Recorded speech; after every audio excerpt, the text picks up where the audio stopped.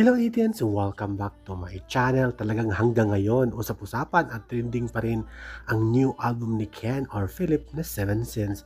Ito nga, sinasabing most talk of the town, ang naturang album, music album ni Ken. At maraming mga positive feedback ang nagbibigay ng komento at sa kanyang Instagram account, nagpost nga ni Ken. Pinost ni Ken ang kanyang album title at picture kung saan marami ang nagkomento, talaga namang nakaka-proud. Sabi nga dito, ang kanta at album ni Ken ay para kang nakikinig sa isang foreign artist or foreign singer. So it means pwede itong i-release global sa international music scene. At hito pa nga, ang album ni Ken ay naging number 6, naging top 6 sa iTunes worldwide.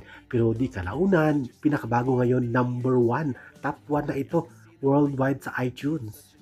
Sabi din dito, lahat ng kanta ni Ken, lahat ng song sa album ay walang itatapon, lahat maganda, pang international ang dating.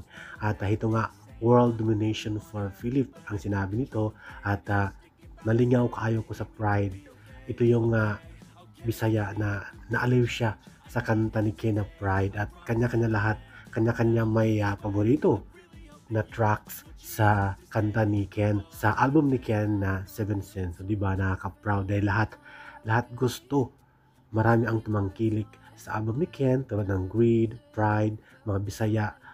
Idol na idol nila ang paggawa ng kanta ni Ken dahil talagang relate na relate at may mensahe din ito, may mensahe sa buhay, paano magpursigi. Your blue eyes fade to gray as you fade away.